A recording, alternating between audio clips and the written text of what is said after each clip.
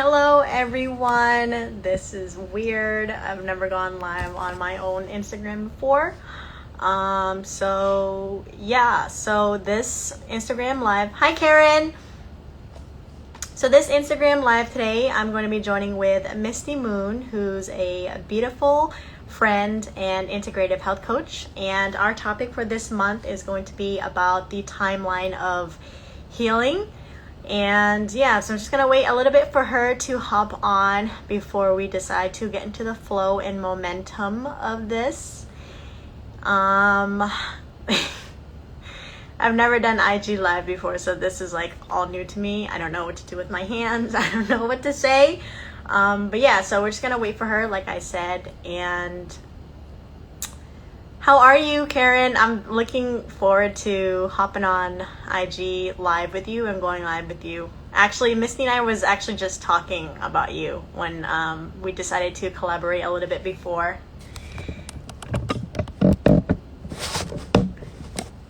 She told me a little bit about your work. So Misty just joined. Video view requests.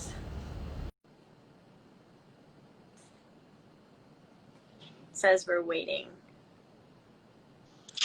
Hey there. Hi. Karen's with us today. Hey there, Karen. Beautiful wildflower. That's your new totem is a wildflower. I love it. I was Well, telling her how we were brainstorming a little bit earlier this mhm. morning, and we were just talking about her. Yeah, she's amazing. And I love you too, Karen. Yes. So let's get into it.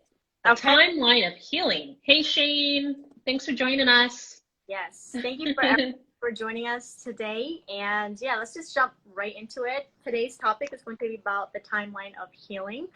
And what kind of spurred this conversation or the topic of this month is just my own personal experience, because Missy and I usually go live every month together. It's a collaboration that we've been doing since, I would say, June of last year, July maybe.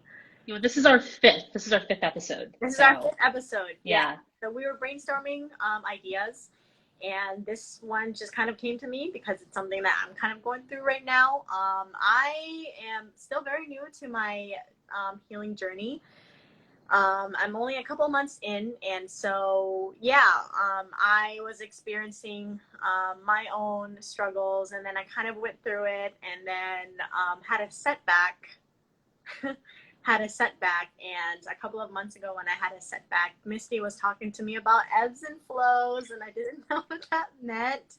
I didn't know what that meant. But as I continue along my healing journey, and as I am here today, like, I totally get it. I finally get it, because you kind of went through like a whole cycle of it, and so that's what kind of led me to bringing up this topic with her, because I know that there are a lot of people out there who are also Yeah. very new to their healing journey, Mhm. and they don't really know what to expect if they've never done this before. And the healing journey is very unique and individual to everybody. And a lot of times when we're going through it, we have expectations on what that would look like. And yeah, just based off of what I've learned, I thought it would be a really good idea to come together with Misty today to share with you guys who are very new and in the beginning stages of your healing journey, to kind of get an understanding on, our experiences and what we've learned along the way. Mhm. How's that intro? Yeah. That was beautiful. It was perfect. Yeah, and it's an awesome topic because we all go through that, like I just had a client this morning, it's just like, and I've said this many times to myself, why in the hell am I still stuck on this issue? I've done so much work, I've done the therapy, I've done the journaling, I've done the inner child work. Why am I still stuck on it? And it's not, and if you just shift your perception around it, instead of perceiving it like you're stuck, instead, look at it as if it's just a deeper layer of that issue. Because what we forget is that we're talking about an entire lifetime of healing, right? Most of us start doing our work and our, some that are like really, our vans start in their like 20s, but most of us start really digging in around, mid 30s, even for some, even later. So it's taken all those years to get yourself wrapped up in this like ball of yarn. So it's going to take time to unravel that. And then another thing to consider is that when we start doing this inner work, it's not just our crap, but it's our parents and our ancestors and past life that we're working on. So it is a lifelong journey. That's the bad news. But the good news is that it does get easier as you go along because life is constantly going to throw curveballs at us, but it's how we perceive it. It's how we navigate through it that makes the difference. Yeah, So, totally. yeah. Totally. So we do have a couple of talking points. Mm-hmm. And one thing that I want to touch on is like what I've learned is that when you decide to embark on the healing journey, just like Missy said, just know that it's a lifelong thing and it's not a destination that we're working towards. We're not working towards a destination where once we finally heal, life will all be good. We'll never experience any struggles or trauma ever again in our life. That's not necessarily how the healing journey looks. And so I guess a huge obstacle for me was my expectations for that, because in the beginning, I'll give like a really good example is intrusive thoughts. I know we're talking about depression, but for me, when I go through depression, I also experience anxiety with it. And a lot of it comes with intrusive thoughts. And I've been dealing with it for quite some time. And I go through periods where I'll, work through it and then it'll go away and then it'll come back and I'll feel frustrated because I'm like, I've been doing all this work. Like, why am I dealing with this again? I thought I already deal with it. Yeah. And a huge blockage for me, like I said, was my expectations for that, because what I've learned is that when it comes to healing doesn't work in a linear fashion. It's not, no. It doesn't follow the timeline of our culture, because a lot of us have ingrained beliefs that are conditioned by our society to perceive healing as like this linear thing where it's like every time you're working on something, it's like you're just building on top of the other and you're never having setbacks. But really, healing isn't like a straight line. It's more so kind of like this Yeah. Mm-hmm. down. Or even a spiral. Yeah, totally. And a lot of times when we have setbacks, we think that a setback is like a failure. It says something about ourselves that we don't have it in us to heal. But when we are going through the healing journey, it's like the setbacks is part of the process, is because every setback is another opportunity to go within. And when you're healing, it's like you're healing your soul, and the soul doesn't follow like the timeline of our culture. It follows the rhythm of the soul, which is particular. Mm-hmm. But yeah, that's like something that I wanted to share. If there's anything else that you want to share, Misty, with the next talking point, like all you. Yeah, well, I mean, like we talk about ebbs and flows and what an ebb and flow is. It's like an expansion and then contracts. So it like expands and contracts, just like breathing. And so you can't be go, go, go, go, go all the time, or you're not going to be able to integrate it. So what we might think is like a setback, it's really the natural rhythm of the healing to allow you just to stop and integrate where you are in that process before you continue to move forward. And you brought up a really important point about expectations, because I feel like when we have an expectation like, oh, if I do this, if I do A and B, this means it's going to equal C, then when it doesn't work out that way, then we beat ourselves up and then we create even more of a downward spiral. Well, or instead, and this is easier said than done, is just to let go and to trust the process. And that alone, is a practice. But another point that you brought up when we were talking before we went live is the seasons of healing. So I think that's a really important part to bring up, as far as like, there is this like cycle, like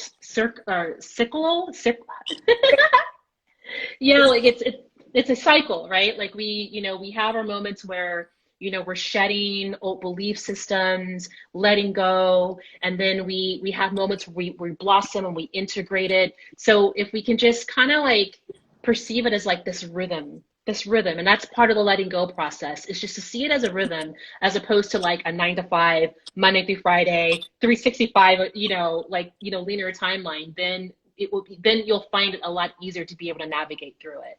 Yeah, totally. And healing is definitely not perfect.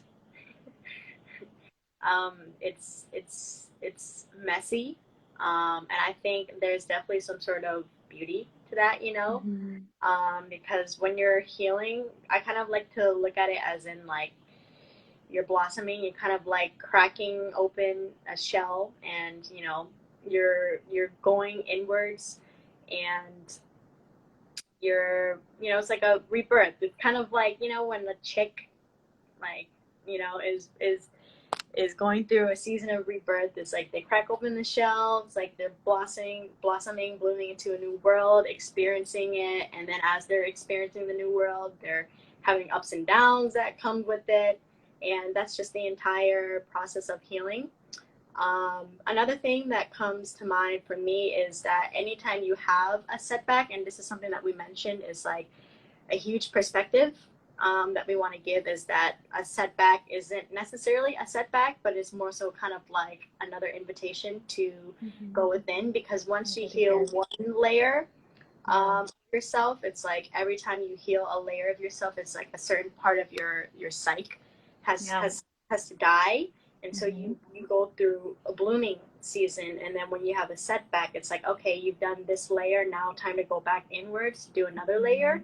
And every setback is an opportunity, like I said, to go within, because when you're going within and you're experiencing the setbacks, it's kind of like symptoms, and the symptoms are, rising and surfacing to kind of get your attention and let you know that there's something else that needs to be healed. And it's a Mm-hmm. matter of learning to work with that data, Mm-hmm. that emotional data that's stored in the body, and decode its messages to learn that what it's trying to tell you. Mm-hmm. Yeah, and this is where the self-acceptance comes into play more than ever before. In IFS, internal family systems, we say that all parts are welcome. And so oftentimes the reason why that we, get intimidated or get, broken down, because we perceive it as like shadow work, as like, oh my God, it's just like this ugly thing that I have to deal with. Where instead, to offer a shift of perspective, instead look at it as if you're having a relationship with these different parts within you. So when that resistance comes up, that part that wants to procrastinate, that part that feels, the depressed part within you, give yourself an opportunity, because we're so complex creatures, right? We're so abstract. And if we take the time out to like really dissect the little nuances of who we are, there's so much beauty and magic in the different parts within us, and so much wisdom that we could learn. So, and this, kind of jumping ahead, but like one tool that we wanted to offer is like how to like really um, access those parts within you is through journaling, and not just regular journaling, but having like a dialogue. So for an example, like if you feel when you feel that part that's resistant, let's just speak, let's just use resistance for an example. You're feeling this resistant to do whatever it is, whether it's doing your inner work or whatever that might be. You sit down with the journal and you write like me, for an example, and then you ask a question. Hey, resistance, I'm feeling you right now. I'm listening. What do you have to tell me? And allow all logic to go away, and whatever comes to mind, write it down. And then start this conversation with that part of you, and start doing that with all the different, emotions that come up. And when you do that, that's part of like what allowed you to just accept wherever you are. So when you're feeling like shit, when you're feeling like you're judging yourself, when you're feeling like you're comparing yourself to other people, instead of trying to put that aside or think it's this ugly thing, it's an opportunity to get to know that part of you. And oftentimes those parts are going to lead you back to some type of trauma that happened in your childhood. And then that's going to lead to healing, profound healing. Totally. Um, what I was gonna say is that part of the cycle of healing, because when you think about it like seasons, going back to what you said, you have fall, you have winter, spring and summer, and you have spring and summer, that's the season of rebirth and blossoming, and fall and winter is the season of letting go and doing that inner work. And those two seasons, fall and winter, is when resistance is at its peak.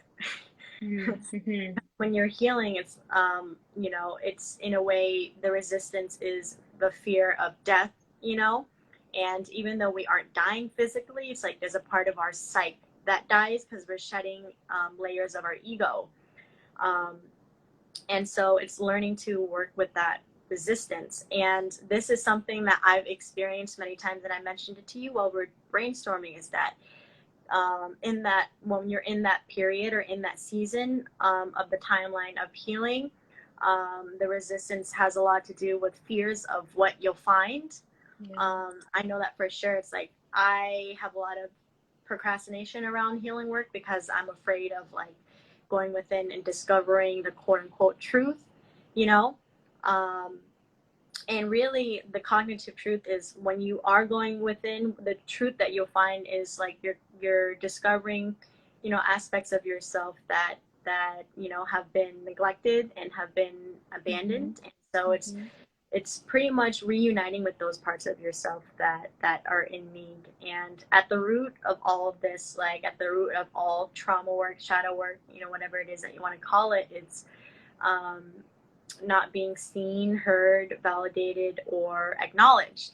And so when you're doing that healing work, it's you're coming back to those parts of yourself and validating those parts of yourself. And Mm-hmm. that's where the true rebirth and blossoming and blooming will begin, as you go through that cycle of healing and resistance. And Yeah. what I kind of find is, I always feel like I like to give the Wizard of Oz analogy. It's like when you go inwards to heal, you're afraid that you'll find this really big, scary thing. But when you peel back the curtain, what you find is, It's really vulnerable, is, frail. yeah, this vulnerable, frail part of you Yeah. that's just scared. It's like the part of your inner child that's afraid. And it's just a matter of like, being there. This Yeah. is where IFS comes into play. It's just like sitting with that, and showing up for that part of yourself that have been neglected for so long, that was craved, that connection. Mm-hmm. Yeah. Yeah. And so when you perceive it that way, then the healing process becomes fascinating, Yeah. right? Like you become curious and wanting to learn more, and then it just becomes something innate as opposed to like a thing that you have to do. Yeah. Because again, there's no way around it. This is a lifetime process, so why not make it interesting? Yeah. Hi, Yeah. Lena. Just wanted to quickly give her a shout out. Thanks for joining us on our Hi, live Luna. Thanks today. for joining us. Shane says huge resistance this winter. Oh yes, totally. Yeah. I think many of us are going through the resistance, and resistance for many of us can show up in a lot of ways. Like it could be procrastination, um, it could be like any sort of addiction. Resistance is just a form of running away from those parts of ourselves and neglecting those parts of ourselves that are in need of connection. And it's a matter of learning to work with that and paying attention to that, and really, go a layer deep and discover what trauma in the past, is linked to all of that. And so with that said, one thing I would like to offer, when y'all just, if you choose to do some journaling, is one of the questions you can ask those parts is like, for an example, resistance, you can ask it like, if you had to let go, if you can let go, what would happen? Like if you, or procrastination, if I stop procrastinating, what would happen? And just being curious, like really being curious about these different, blockages that keeps coming up, because if that question alone is pulling the curtain behind the eyes and Yeah. revealing, and it reveals itself of like why that energy is really there. And so, yeah, so that's just something I wanted to offer. Yeah, totally. I think that a huge ingredient to healing, and to incorporate in the cycle of healing, is just a mindset of curiosity. Mm-hmm. And less of shame, you know, like, oh my God, why am I having these thoughts? Oh my God, I hate myself. I'm doing the procrastination again. I shouldn't be doing this again. And more so just be like, oh, it's happening again. What's that all about? Yeah. What's going on? Yeah. What is this trying to tell me? Yeah, in IFS, hey Aaron, I want to say what's up. Thanks for joining us, brother. In IFS, so we have our parts, right? We have like the wounded parts, we have the parts that want to numb out, we have the resistance, the parts that are resistance. But then we have what's called the self, right? The self is like that inner loving parent. That self is like what's connected to your higher self. Yeah. That part is curious, it's patient, it's compassionate, it has empathy. And so the name of the game with this process is to be self-led, to become your own inner loving parent. And think of like all these parts within you like your children, you know? So, and sometimes there's going to be parts you're not going to get along with each other. But if you, the inner parent, can be there for all of them, give them a voice, and even allow them to like, you know, set boundaries within each other, then you'll find that you'll be more sustainable moving forward with this process. Yeah, totally. And in the cycle of healing, it's like when you're going through that cycle, essentially what you're working towards is coming around um, to meet the self. Hmm. Yeah. Really quickly, Shane, curiosity opens up the way to neutrality. Yes, and there's so much power in neutrality, right? Because once you're in that state of neutrality, then it's like because you're not triggered, you're not in that reactive mode. Once you can get to that place of neutrality and then you can have clarity, then you can like from there is when you're able to build to the more high vibrational, you know, emotions. Yeah. So yeah, yeah, neutrality is it's a powerful place to be. You know, like for an example, not to go off on a tangent, but like when you know, we talk about affirmations, you know, I think I shared this with my conversation with Brittany, you know, like if you are working on your weight, like your body image, and you look at yourself in the mirror and all you see is that you're overweight, you have pimples on your face. You can't go from there to like I'm beautiful and I'm perfect. You go from like I have pimples, I'm overweight to I have a body. And that's neutrality. And then once you can accept what is, what's true, then you can begin to build in the higher vibrations. So Yeah, yes, absolutely. Neutrality. totally. And one thing I do Yeah. want to mention is that sometimes like we have this expectation that like, you know, we'll go through like a 3-month coaching program, we'll read something or whatever, and we think that, okay, this is the end. Doesn't work that way. It doesn't work that way, but it's like constantly going through cycles, and it's like the cycle of life, just like how, you know, not every place in the world has seasons, but you know, it's seasons of life and seasons of healing. And yeah, every time you go finish a cycle, it's like one layer, and the Mhm. next cycle is another layer. But this is the important thing to remember is that you are making progress. Even if you don't feel like it, you are. So, and that's where the whole trust and the process comes into play. You know, like when I used to hear that back in the day, it used to just like really tick me off. But now I understand it. Now I get it, you know, because it's like, again, like even if you think that you haven't learned a particular lesson, trust that you have. Now you have the experience to perceive it in a different way, you know? Totally, So, totally. yeah. Um, yeah. So, do you feel like we covered everything? I feel We like we kind of kind did, yeah. Um, well, should we go into like our tools and yeah, affirmations? Yeah. yeah. Does anybody have any Okay. questions or any like other Yeah. want to share with us? What a nice way of looking at it. Cool, Luna. I'm glad you resonated with that perspective here. Yeah. Anything to share, like your thoughts about your timeline? Because I know that we all have had that inner dialogue of what's wrong with me? Why am I not getting this lesson? Is it ever gonna, you know, am I ever gonna reach that point of it of a nirvana? Which I want to share something with you. I don't know if any of you have heard this Chinese proverb, but so this sage was training with the Buddha, right? And so what he had to do was he was training with the Buddha to reach enlightenment, and what he had to do every day was chop wood and carry water. You know, that's what he had to do while he was like in training to get enlightenment.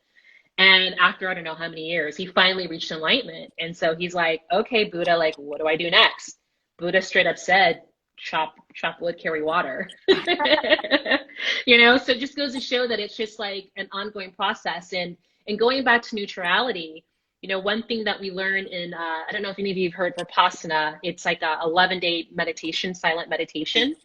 They're all over the world. And what this meditation does is that you sit in silence, you know, for 11 days, you know, for an hour each setting. You can't look anybody in the eye, you can't read, you can't do anything. And the whole intention is to feel the sensation throughout your entire body for the entire hour. And when, like, if you're sitting in the lotus position for an hour, and if you haven't done it before, you're gonna feel some pain. You're gonna feel some pain in your knees and your low back, but you're not supposed to have a reaction to it. And even when you feel euphoric, like after that third, fourth day, you're like, yeah, I can do this all day. You don't want to have an addiction to it.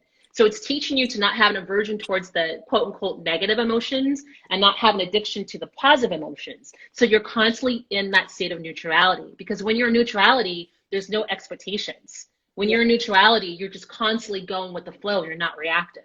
Yeah. So when you say that, I feel like that was definitely something I struggled with, and was probably related to my quote unquote bipolar disorder. And I was going through all these cycles as I would go through the intense, like, dark emotions, and then I would just like sit with it and then want to get out of it. And then once the happy emotions, positive emotions came up, I would like be so attached and addicted to it. yeah. And it reminded me of that when you just said that. So Matthew joined. Thank you for joining us. And then Matthew.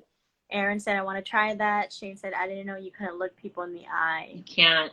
No. Like, even if like you're walking towards a door, like to go into the dining hall to eat, if you open up the door for someone, it's yeah, it's just because they don't want you to have any type of like stimulation to get you out of the moment. But I highly recommend it. Aaron, you said that you want to try. I'm not sure what they're doing about it now that COVID's here, but it's a profound experience. And it's all over the world, and it's always like a remote area. And they feed you breakfast, lunch, and dinner, all vegetarian. And yeah, it's just, I've done it 2 times so far, and the dreams that you have up there are crazy. It's like you can, like, for me personally, my dream world was Persian.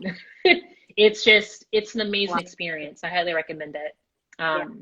But yeah, the whole intention of it is to go back to neutrality. So can't stress that enough. What's coming up for me, it's like oftentimes when people like go through the healing journey, and they're like, okay, I know I have to heal this. Now, when am I gonna stop feeling this?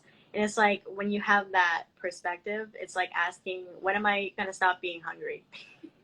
Mm-hmm. But it's like, you know, that's like when you have these hunger cues come up, it's your body letting you know it's in need of nourishment. And so it's the thing with the setbacks, the symptoms of depression. It's like when those flare up, it's a cue for you to nourish a part of yourself that is in need of nourishment. Luna says, how does being in neutrality coexist with trying to stay in high vibration? Sounds like a contradiction. Yeah. So what we mean by that is, when we're like what we're saying here is not to get addicted to wanting to be in a high vibrational place. Like, spiritual bypassing often happens when you have that addiction to wanting to be in a high vibrational place. When you're in that place of neutrality and you're just like really not non-reactive, then you innately become a high vibrational being. So I hope that makes sense. And let me know if it doesn't.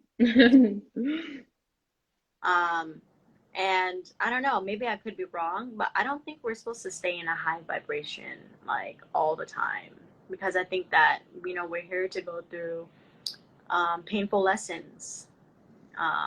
Duality. Painful lesson is like a new set point, like a vibrational set point. I don't know if that makes sense, but that's what. But I mean, but we definitely want to work on, you know, evolving and ascending, you know, but not at the point where we're so addicted to it that we like spiritual bypass and forget all the lessons that we have to learn through doing the shadow work. Yeah. Okay, all right, cool. So she gets it. All right. Yeah, so with that being said, we do have a couple of tools that we want to leave you guys with. Do you wanna start off, Misty? Yeah. Well, so the first tool that we're going to talk about the journaling. We'll get to that in a minute. But I want to share. I don't know if you guys know Tim. He goes by Sacklife.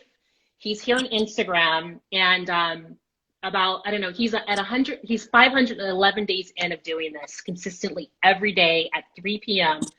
Specific standard time. So he's integrating Muay Thai, like martial arts, with shadow boxing. But the intention of it is you're beating depression. Like whenever you punch or you kick, you're hitting depression. And he integrates like affirmations and gratitude. And I've been doing it for about 11 days straight now, and it's phenomenal. And it's free, and it's every single day. So I just wanted to offer that because there is something about having that physical and that mental connection when it comes to beating depression, because that's what this, what our show's about is Light Workers Guide Through Healing Through Depression. So I wanted to offer that. I'll put the links and the when we repost it. Hold on here.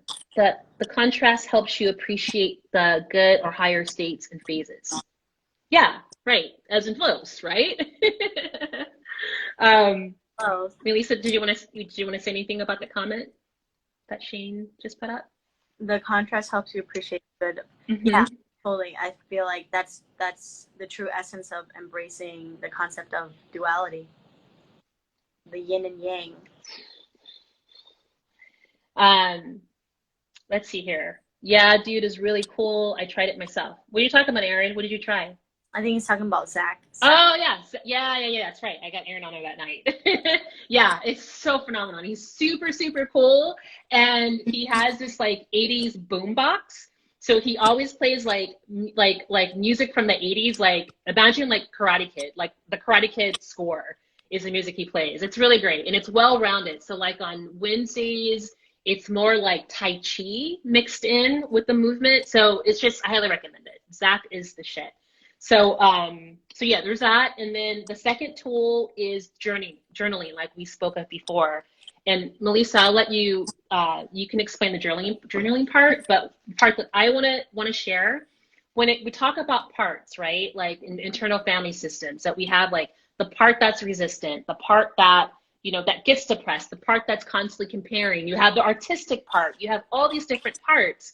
And when you give them a voice is when you're able to really have that sustainable healing. And one way that you can do that, even before you get into your journaling, is get note cards, right? So with these note cards, I've written down each of my part on a note card. So for an example, I don't know if you guys can see. So this is Madeline. I don't know if you guys can see, but Madeline is that part within me that is super punctual, super like neat. Like my dry eraser board has like very meticulous notes. She likes to have everything organized. Like she's like, even though I'm a Leo, I'm a double Leo with the Gemini moon. Madeline is a Virgo, straight up Virgo. Okay. And so you write down like the name, the likes, dislikes. So it really helps you compartmentalize the different parts. Then I have another part, just one more example, that's Sandy. Sandy is the more part of me that gets depressed. She likes to eat. She likes to, watch Netflix and sleep in. And at one point, Madeline and Sandy were not getting along with each other because Madeline's like, look, dude, we got shit to do. Where Sandy's like, I'm tired. We're overworking. I need to relax. And so once my self-led self was able to allow them to compromise, then there became more harmony within my own internal system. Okay, yeah. So this is just a tool that you could use, get note cards to write down basically a profile for each part so that when you go into your journaling, then it's like you'll have a clear idea of who it is that you're dialoguing with. Yeah.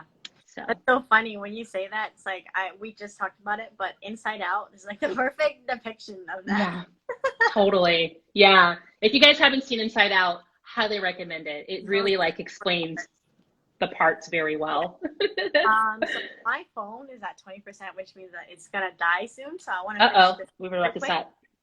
Yeah. So I recommend usually with my clients is to do open-ended journaling, which is like dialoguing with those inner parts of yourself. And so let's say that you do the inner work, you discover the traumatic incident, and you discover it's like a 5-year-old part of you that like wasn't neglected, wasn't abandoned, and it's trying to communicate that to you through like maybe procrastination or whatever. You go into that and you talk to you, like I said, you have that open dialogue. You let that person, you give that person or part of yourself a voice, and you try to ask, what is this trying to tell me? What do you need? Um, what are you afraid of? And if you can and this is what you added your question as well, if you can let go of whatever it is that's blocking you, it's like, what would happen? And then just see what comes up, because usually when people do this, it's like whatever comes up, it's people are very surprised. And just Yeah. know that a lot of people have resistance around journaling as well, because like I said, the fear of discovering what you'll find. But really what you'll find is just a part of yourself that's just been neglected, and you'll know what you need to nurture that part of yourself. Beautiful. So we'll put all when we repost this, everyone. We'll put in like I'll put in Tim Sacklife's handle, the journaling, the questions to ask, your parts, and we also wanted to end with 3 affirmations to share with you guys. Do you still have enough energy, Melissa, to do Yeah. affirmation? Okay. So I'll just share 3 affirmations. Post this as well for you guys. And then we were gonna pull a spirit card as well.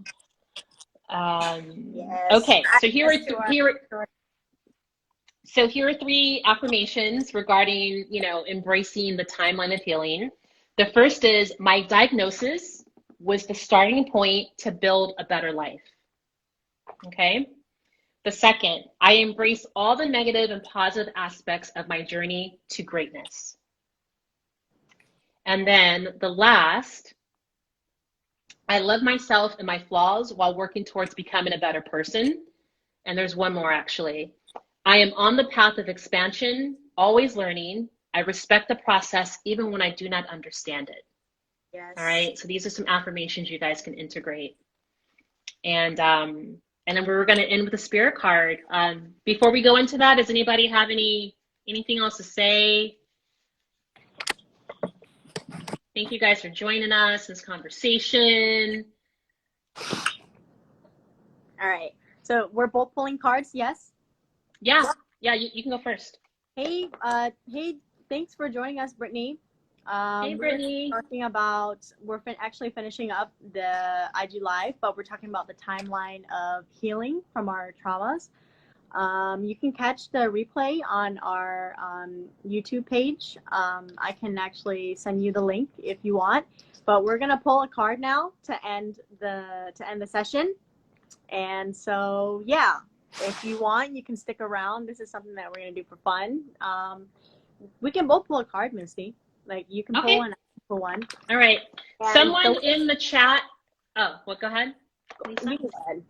So anyone in the chat, just post a number, any number. The first number I see is the number I'm going to go with. Interesting. Wait, what do you mean by number? So this is how I normally do it, like to kind of like have an exchange. So whatever number I see, that's how many cards I'm going to count. Okay, 7. Erin's got 7. All right, 1, So 2, the way that I 3, do my cards is I lay out the spreads, and I pick one. I just pick one. That's it. Okay, we got to wrap it up because my headphones are about to go out. Okay, one last time between 1 and 7. Someone put out one more number between 1 and 7. I can't do 15 for me personally, Shane. I need between 1 and 7. Okay, while you're doing that, I'm going to pick intuitively. Okay.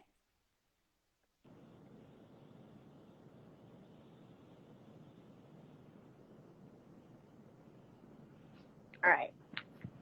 What do you got? Oh, Brittany said Okay. 3. Yeah, she said 3. Okay. All right, so I got my card. You want to go ahead and read yours first? Yeah, so the card that I picked was surrender.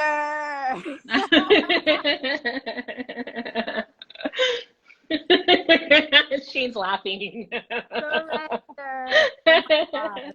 That's the resistance. That's winter season and fall. It's like when you're going through the healing process, it's like there's a lot of resistance. It's a matter of surrendering to that resistance. What about you? Okay, okay, so you're gonna read. So the card I pulled was burden.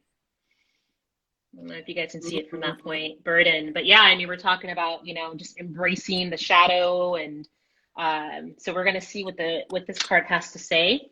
Ooh, it's Yeah. quite long. Okay, Oh, I'll we've try got to so read many quickly. people joining us now. Hey everybody, we're wrapping it up too. Hey, yeah, But we're you guys can wrapping all up. but you can catch the replay. So I'm gonna make this quick because I know Melissa's phone's gonna die soon. So Yeah. the card we pulled was burden. Many times we take on the stress of those we love and care for. We see it as the ultimate sacrifice. We take on others' burdens to save them the trouble or heartache. Ironically, the way energy and the universe works makes this a very counterproductive way of operating. When we take on the burdens of others, we deny them the ability to learn and grow from their own lessons. We also interfere with divine planning and timing. Never one to be thrawed.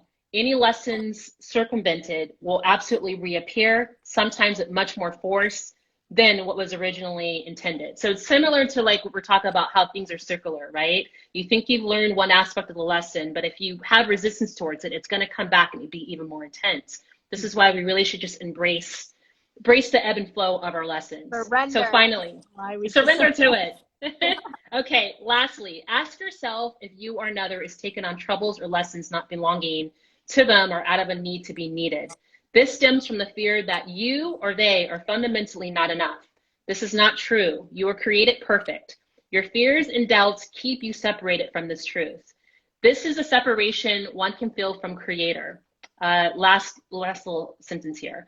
Once you accept and believe you are perfect and worthy, the tendency to make yourself invaluable to others through your help and assistance will go away.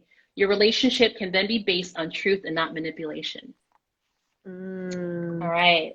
So hopefully that resonates with some of y'all. Did I read what it says for me?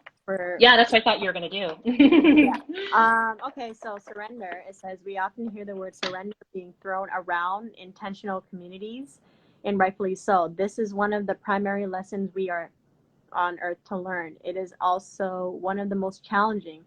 To surrender is to have our human nature take a back seat. This is not easy, and we can find ourselves saying, I know how I should look at this, but we struggle when it comes to actually embodying it and putting it into practice. When we are working with larger concepts, it is important to break it down. Rather than embracing surrender like a mantra, enter into a dialogue with it. Oh my God. That sounds familiar.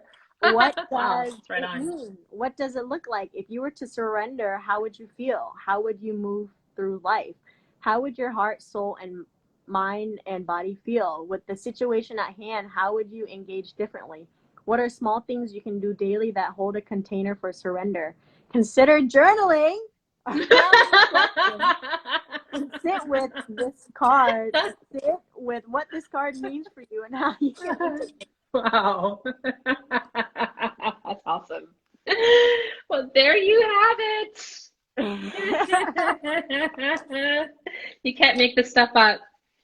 Cannot. I hope Wow. that resonates with you. Resonates Thanks with for Luna. sticking with us all the way through, Luna. And I hope that you enjoyed our session today, or I guess our IG live. Our episode 5. Yeah.